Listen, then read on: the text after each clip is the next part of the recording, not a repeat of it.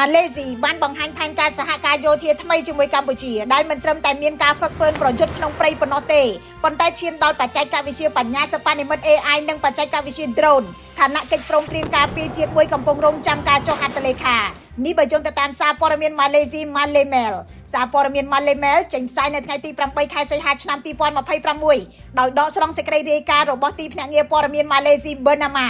និងការបញ្ជាក់របស់លោក Mohamed Khaled រដ្ឋមន្ត្រីការពារជាតិម៉ាឡេស៊ីថាកម្ពុជានិងម៉ាឡេស៊ីមានបំណងពង្រីកកិច្ចសហប្រតិបត្តិការការពារជាតិទៅក្នុងវិស័យថ្មីៗរួមទាំងការហ្វឹកហ្វឺនប្រយុទ្ធក្នុងព្រៃបញ្ញាសិប្បនិម្មិត AI និងបច្ចេកវិទ្យា Drone លោក Mohamed Khaled បញ្ជាក់ថាអនុសារណៈនៃការយោគយល់គ្នាស្ដីពីកិច្ចសហប្រតិបត្តិការការពារជាតិកម្ពុជាម៉ាឡេស៊ីកំពុងស្ថិតក្នុងដំណាក់កាលចុងក្រោយហើយលោកសង្ឃឹមថាអាចចុះហត្ថលេខានៅក្នុងកិច្ចប្រជុំរដ្ឋមន្ត្រីការពារជាតិអាស៊ាននៅប្រទេសហ្វីលីពីននាពេលខាងមុខការបង្ហាញផែនការសហការនេះធ្វើឡើងបន្ទាប់ពីដំណើរទស្សនកិច្ចផ្លូវការរយៈពេល2ថ្ងៃរបស់លោក Mohamed Khaled មកកម្ពុជាដែលចាប់ផ្ដើមនៅថ្ងៃទី6ខែសីហា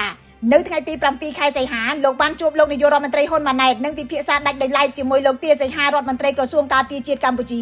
ក្រសួងការពារជាតិកម្ពុជាមិនបានបញ្ជាក់លម្អិតអំពីកិច្ចសហការនេះទេដោយគ្រាន់តែប្រកាសថាជំនួបថ្ងៃទី7ខែសីហាគឺជាដំណើរទស្សនកិច្ចផ្លូវការលើកទី1របស់លោក Mohamed Khaled មកកម្ពុជាបន្ទាប់ពីរដ្ឋមន្ត្រីការពារជាតិនៃប្រទេសទាំងពីរធ្លាប់បានជួបគ្នាជាច្រើនលើកនៅតាមវេទិកាអន្តរជាតិតាមរយៈកាសែតម៉ាឡេស៊ីលោករដ្ឋមន្ត្រីការពារជាតិ Mohamed Khaled រំពឹងថាការពង្រឹងកិច្ចសហប្រតិបត្តិការនេះនឹងពង្រីកទំនាក់ទំនងម៉ាឡេស៊ីកម្ពុជាមុនខួបលើកទី70នៃចំណងការទូតរវាងប្រទេសទាំងពីរក្នុងឆ្នាំ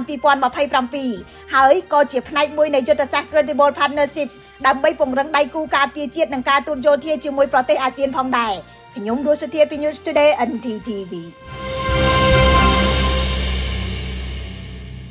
ត្រាតជំនាញធ្វើការងារបានទាំងដីតឹងដីគោកដីរឹងខែប្រាំងខែភាសាធ្វើចំការក៏បានរហ័សទាន់ចិត្តបងប្អូន John Deere ត្រាក់ទ័រខ្លាំងរឹងមាំដៃគូជីវិតដ៏អស្ចារ្យរបស់កសិករខ្មែរមកពីអាមេរិក